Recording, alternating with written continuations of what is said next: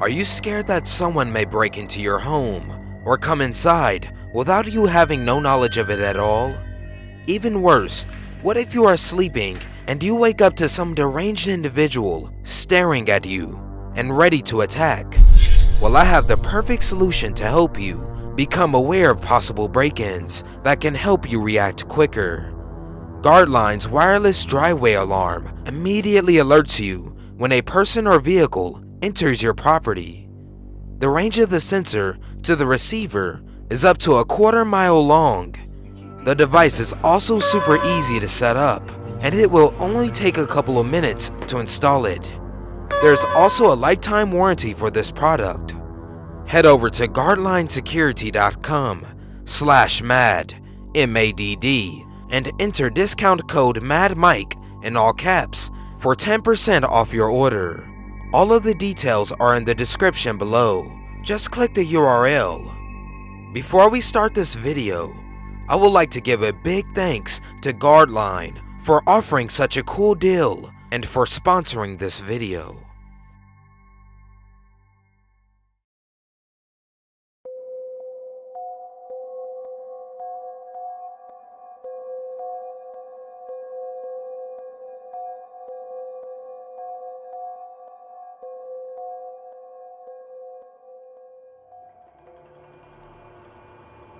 This story just happened about a year ago, like October 2013, and it was pretty fucking out there, even for me. I was about 20 at the time this occurred, and I am a female. So last year, I moved back in with my dad after having lived out of state for some time. At the time, my stepmom, little half-sister, stepbrother Jay, his girlfriend Cam, and her child Leela were also all living there. My stepmom has a way of just letting people live in my dad's house, and my dad has no balls and doesn't say anything until something big happens, which it always inevitably does. So not long after I moved in, my stepbrother was kicked out for illegal activity, but Cam and Leela stayed with us because I think to my stepmom, Cam was this perfect person, and I don't know really. Side note, Leela was Cam's daughter, but it was not my stepbrother's kid. No relation at all. Now Cam was about 18 at this time, and Leela was a little over 2. Cam and I became loose friends because we were living together, and I would help babysit Leela when Cam had to go to work. Eventually, we both got boyfriends. She started dating a guy she had met at work, and I started dating someone I knew from high school. I thought her new boyfriend was great, but the terms of him visiting was weird. He was legit visiting his girlfriend, who was living in her ex-boyfriend's parents' house. Kinda weird, but whatever. So little by little, I started noticing my stuff disappearing. Small stuff at first, like socks or panties, mainly thongs. The kind of stuff you just assume gets lost in a wash. But then my perfume started going missing too. Suddenly jackets, dresses, shoes, jeans, and bras were also missing. Now sometimes I would find things in her room, and other times she would suddenly appear with them after I mentioned not being able to find something. On days I would come home and find a large amount of stuff missing. Cam would make up wild stories about Jay breaking into our house when no one was home to steal girl clothes. Yup, she tried to get me to believe that. Even went as far as bending out a window screen and breaking the window lock to try to prove this. This honestly wasn't even the most extreme thing Cam did to try to get me to believe her insane stories. Eventually, we got into a big argument because my brand new car had been messed with, and I basically accused Cam of going through my car and taking my stuff. Now while Cam was younger, I was somewhat scared of her. I'm very thin and petite, so I don't put up much of a fight. But Cam was taller and stronger and had already struck me on another occasion prior to this. So in retrospect, an angry accusation was probably a bad idea, Since it was just us and one of her friends home, Cam threatened to beat me senseless, among other colorful things, and I eventually backed off and left. Things went back to normal for a day or so, until one night, Cam literally freaked out because her boyfriend was out of town, and I was hanging out with my boyfriend, so she had no one give her attention. Now when I say freak out, I mean Cam started claiming she was pregnant by her boyfriend in an attempt to make him come home. Problem was, Cam's boyfriend was going to school to be a doctor and knew that since she was still recovering from a personal medical condition, it was literally impossible for her to be pregnant, especially not for the amount of weeks she was trying to say she was. So he called me and had me search the house for a supposed pregnancy test, which is disgusting by the way, but I couldn't find one. So he confronted Cam over the phone about it, and she admitted she was lying because she wanted him to come back home. I'm going to add that he had literally been gone for less than 6 hours at this point, and that he was visiting family a few hours away. So he told Cam he'd be back in a couple of days, and things seemed to settle down. Cam seemed to calm down, and I went to bed. Later that night, Cam's boyfriend called me again, going on about how Cam had called him, threatening to kill herself unless he came home right then and there. But that his car was messed up, and it was like 1 a.m., and nobody was going to give him a 2-hour ride back home right now. So I go in Cam's room, and she's laying on her bed in the dark, and she has a pill bottle in her hand. She's rambling about how she wants to die, and that she wants her boyfriend, and that if he doesn't come home, she'll just kill herself, and she doesn't care that Leela wouldn't have a mother. Well, I freak the fuck out and wake up my stepmom, who basically yells at Cam to throw up any of the pills she's taken, and then goes back to bed. Great family, right? So yet again, Cam admits to lying about the pills, and was just hoping her boyfriend would come home to her if he thought she was trying to kill herself. But since he didn't, Cam calls Jay to come pick her up and rides off with him, leaving Leela behind. I put Leela in my parents' room in her playpen, and then I left because I was fucking done.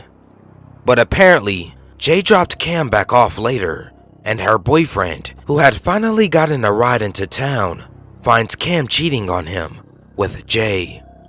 They got into a fight, and then I guess Cam started with the suicide thing again. So her boyfriend called the police and had her Baker acted, which is basically where they lock up people threatening self-harm in a psych ward for 72 hours to get them to calm down. So here's where it gets kind of crazy. So after Cam got Baker acted, myself and 2 friends went through Cam's room and found a lot of missing stuff from all of us hidden away, and sometimes even stuffed in Leela's diaper bags or toy boxes. One of the friends also warned me and then went and showed me that Cam had mixed a topical ingredient I was severely allergic to in my body wash, which would have hospitalized me for having that kind of exposure to it.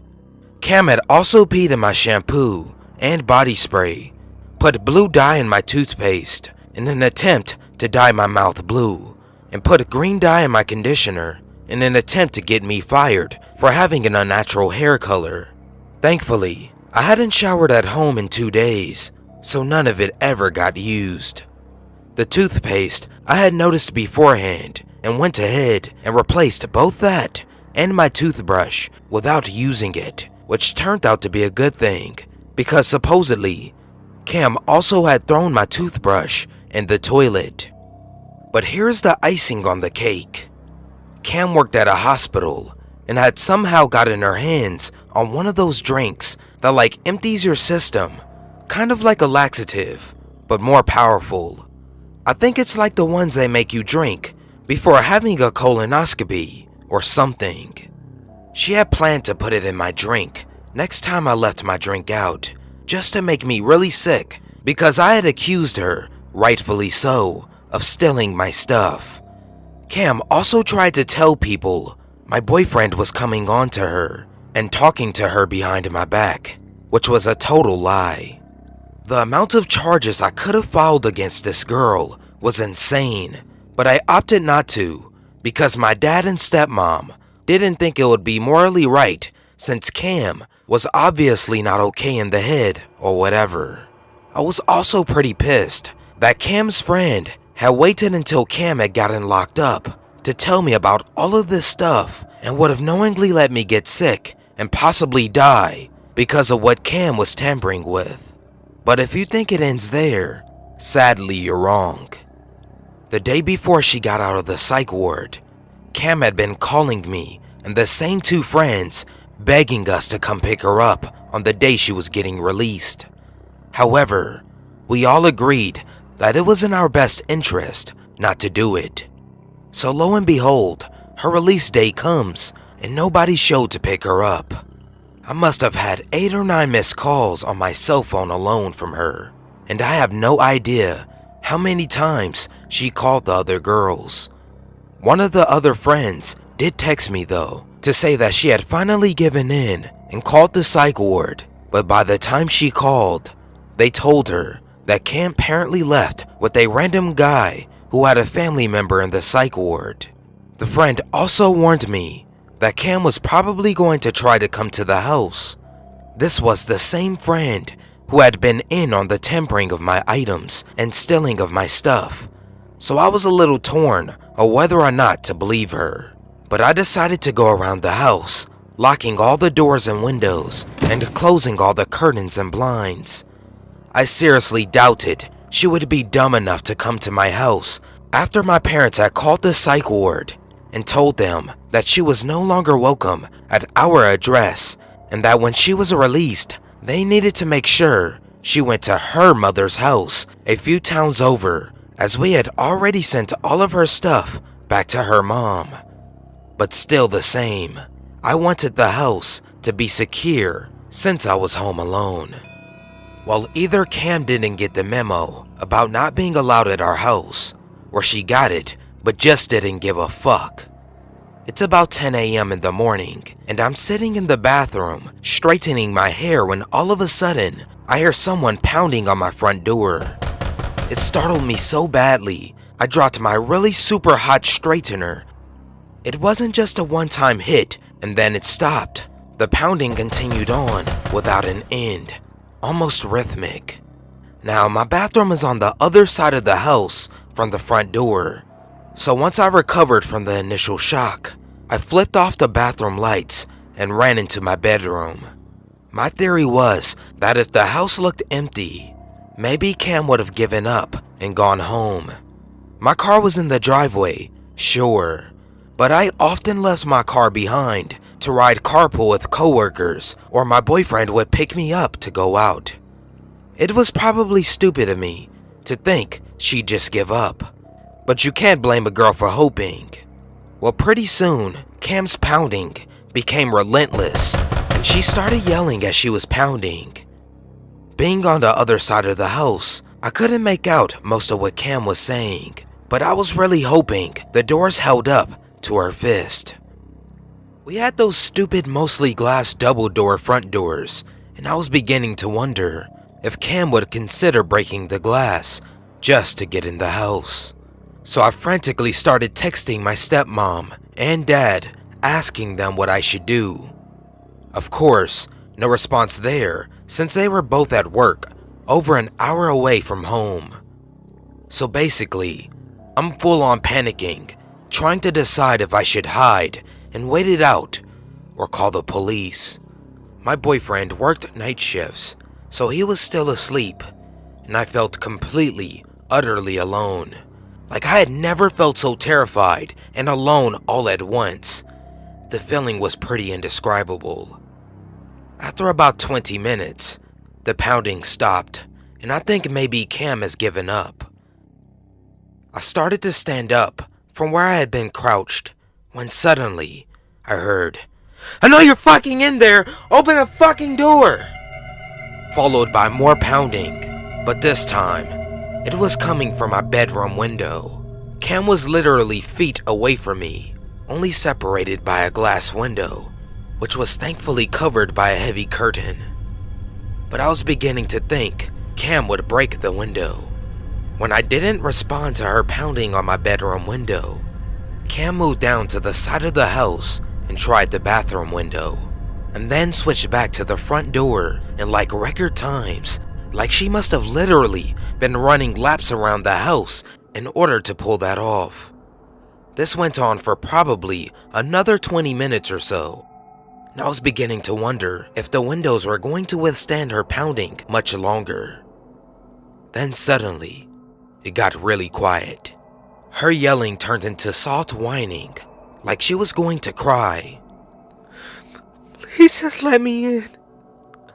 We were friends, and I don't understand why you're doing this." She started to say something else, but then she laughed like an evil, sickening laugh, like she couldn't keep the act up anymore, and then it got completely silent. Taking advantage of the silence, I moved out into the kitchen so I could have access to an escape route should I need one. You see, my kitchen is like the center of the house. From the kitchen, I could easily get to my garage door, the front door, and the patio deck doors.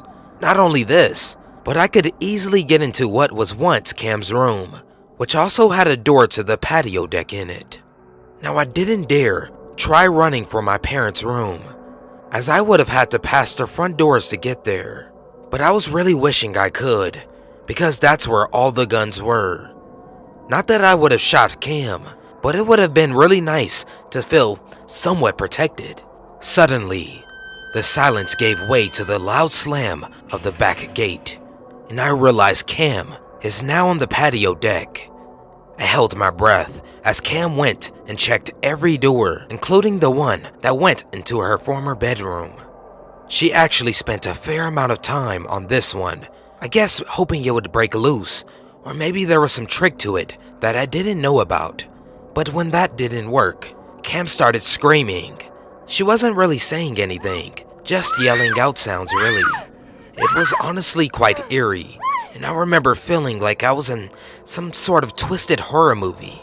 I heard our heavy metal patio furniture getting thrown around, and the sound of glass breaking as one of the tables connected with the concrete. There were also a couple of splashes as a table and some chairs ended up in the pool. I thought for sure that a chair was going to come flying through the sliding glass door any minute. But then as quickly as it had started, it stopped, and I heard the back gate slam shut. It got silent again, until I heard a strange scratching sound. It took me a minute to figure it out, but I realized Cam had begun to fiddle with the window in the bathroom that was attached to her old bedroom. It was one of those foggy shower windows that are somewhat small and closer to the ceiling than your average window. In an instant, I realized Cam had probably dragged a chair or a table out back to stand on in order to reach the window. I knew it was locked. I had made sure that window was locked, hadn't I? I suddenly began to panic as I realized I couldn't remember if I had checked that window or not. Not to mention, Cam had already broken this lock once, so who is to say she couldn't have done it again? But I could still hear her huffing and yelling in frustration, so I was hoping she was struggling with it and wouldn't be able to break it a second time. I had now moved back and was cowered down directly next to the door that led to the garage. This one was the one place that was close to an exit while also providing decent cover from all the windows. I felt safer knowing she could not see me here, but also knowing that I had an escape route right there if I needed it. It had gotten quiet again, and I desperately, yet stupidly hoped Cam might really have given up for good. I pictured huffing and stumping back to whoever was waiting for her and telling them to just drive her home to her mother's house. My stomach turned and suddenly felt sick as I realized she could have help. It would explain her getting around the house so fast and the ability to throw around such heavy furniture. I had completely forgotten that there was some random guy out there with her. I began to feel scared that if I did need to run for it, that he might be waiting out there somewhere to grab me. I began to rethink my escape plan and started thinking that maybe my hide and wait it out plan was much better. All of this was interrupted when I heard the single most terrifying sound I had heard up to that point. You see, the handle on the door that led to what had formerly been Cam's room had gotten broken the night of her insanity, and you now had to fiddle with it to get it to open, as the doorknobs didn't properly line up. And that's the sound that I was hearing. Someone was shaking the doorknob ever so softly and quietly, but forcefully trying to get the door to open. I strained my ears as Cam struggled with the doorknob before finally, with a small click, she succeeded in opening the door. I realized with terror that I was now in the house with Cam, and I had no idea if she was armed or what she would do if she found me cowering in the corner by the door, or if she had that guy with her. In retrospect, I really had no idea on much of anything. Without waiting another second, I burst through the door to the garage while simultaneously slamming my hand on the button to raise the garage door. I tucked and rolled under the door before it had risen completely, scraping my knee in the process, and as I got to my feet, I saw a beefy guy standing by a truck near the edge of my driveway, watching me. He began to take a step towards me, and I took off running. I sprinted between houses and up into a golf course where I was literally in the middle of all the golfers. Not that they give two shits about a half-dressed crying girl. Once there, I called a 911 and then collapsed on the golf course as I waited for the police to show. They came in without sirens and asked me to walk up to the gatehouse at the front of the neighborhood to meet me before they searched my house. As I walked up towards the gatehouse, I saw a truck driving out of the neighborhood, and the guy driving kind of tipped his head in my direction and sped up past the cops. It happened too fast for me to get a license plate number, and when I told the police, they sent a singular cop car after the guy. But as far as I know, with no license plate, name, or much of a description other than white male driving white truck, they never caught the guy. Unfortunately, this is where it gets anticlimactic. My stepmom showed up, having read my text messages, but didn't respond. She flew in the neighborhood past me and the cops, and she was soon followed by Jay. I was told they went in the house and found Cam ransacking my room while brandishing a kitchen knife. They calmed her down, and then my stepmom went outside. My boyfriend had showed up at this point, so he drove me back up to the house behind the police, who were still fully prepared to search the house. When the police strode up into the driveway to search the house, my stepmom made up some lie about how she told Cam she was allowed to go to the house and that she had forgotten to tell me about it, and that I had overreacted because of the way Cam acted the other night, and that I was prone to anxiety and being overdramatic and blah blah blah bullshit. I have never wanted to hit my stepmom more than I wanted to that day. She basically just made me look like a complete fucking idiot to the cops. My stepmom had Jay take Cam to her mom's house, and the cops basically treated me like I was a waste of their time and a stupid kid for calling the cops. They told me something like, "Check with your family first before calling us next time," and left, as if I hadn't sent multiple text messages to both my stepmom and dad. The cops around here aren't known for being amazing anyways, and they basically proved to me how incompetent they were that day. As for Cam, well, she got away with it all. She cyberstalked me for a while on Facebook and Instagram. Nothing threatening, but made sure she knew what I was up to, and made sure I knew that she knew. One day about a month later, she actually did come back to the house to let my stepmom babysit Leela, and while she was in the house, she and her friend stole some more of my shit, like just to prove she could, I guess. Supposedly, she was telling people I didn't deserve the things I had, and that she didn't feel bad taking my stuff because I had too much stuff that I didn't deserve. After that one though, my stepmom told her to never come back to the house and cut contact with her. Recently, I heard Cam conned some guy into marrying her after dating for like a month, and they moved across the country to be near his family. Ironically, they moved into a town that is literally about 45 minutes from where my biological mother lives, so I guess there is a small chance I could see her again.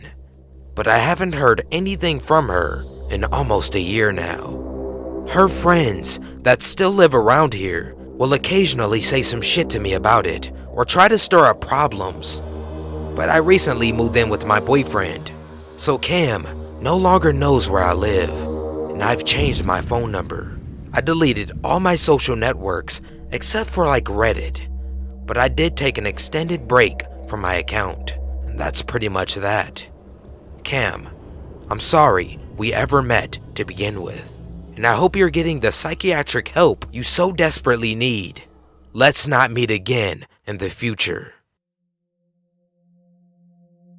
Years ago when I was in 2nd grade, my parents one Monday morning finally felt confident in allowing me to come home from school by myself and stay home without a babysitter until they came home. That morning, my father gave me the house key, showed me the emergency numbers in the yellow book, and gave me instructions on what to do if stupid things happened, like the house catching on fire. After school that day, I came home, put the key in the door, and walked into my open house. I felt free and felt privileged that I was finally a big boy and that I could now be home on my own. Needless to say, I kinda got caught up in the moment and ate tons of ice cream while watching Terminator on VHS, since my parents would never let me watch anything over PG-13. Around 5 o'clock, I heard the doorbell ring. My dad told me to never answer the door by myself, even if they were home. I walked into our family room where I could get a good view of who was there. Maybe my dad was getting a package or something. I saw a middle-aged man standing there in a dark black jacket that I've never seen before. He rang the doorbell again, and I expected him to leave after no one answered. After a third ring, I saw him walk down the steps and assumed he was leaving. I went back to watching Terminator when I noticed something outside my kitchen window. The man was walking in our backyard for some odd reason. I felt scared for my life since some stranger was on my property. I ran under the kitchen table and grabbed the cordless phone from the counter and proceeded to call my dad's work number. My dad answered, and I explained how some strange man was in the backyard and was now proceeding to try and open our sliding door. My dad told me to stay where I was and call the neighbors. He would call 911. I told my dad I loved him, and he said he would call me immediately after he called 911. Before I could call the neighbors, the man was able to somehow open our family room window. I feared for my life and ran to the bathroom and locked the door and called our neighbors. After about 30 seconds, I heard my neighbor running through our house, shouting my name to see if I was okay. She said how she saw no one in the house, and we stayed in the bathroom until the police arrived. The police conducted their investigation and told us they found some fingerprints that matched a recently released convict who was previously put in jail for breaking into homes. After that day, my parents did not leave me without a babysitter until I went to high school. Every week, I wondered what happened. Did he run when he saw someone was in the house? Did my neighbor scare him away if he heard her yelling? Needless to say, after that day, and even after I was allowed to stay home without a babysitter, I never stayed home alone. I was either at a friend's house or an after-school program until my parents came home. I still feel unsafe being home alone. Never in my short life had I ever considered the concept of actual fear. I loved horror movies. My father was constantly renting them for me, despite my mother's protest. I loved that sort of fear, the tingle in your stomach when the music starts to get tense and the character in the movie does not see something behind them and you're anxiously awaiting the climax of the sudden jump. That is a fun fear. What I felt that autumn night when I was 8 years old was much, much different. I grew up north of Toronto in a really beautiful town. We had a gorgeous, big 2-story house that even now, 17 years later, I still consider home in a strange way. It certainly was not a small town by any means. It wasn't quaint, wasn't the sort of place that everyone knew each other, and no one locked their doors. In general though, it was safe. There was the occasional stranger danger stories that would circulate about kids seeing someone in the forest or ravine areas that surrounded parts of town. Being a family of all girls, we were taught the basics.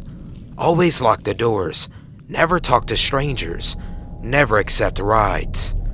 Where the maple tree leaves started to turn amazing reds and oranges, and it would get dark much earlier.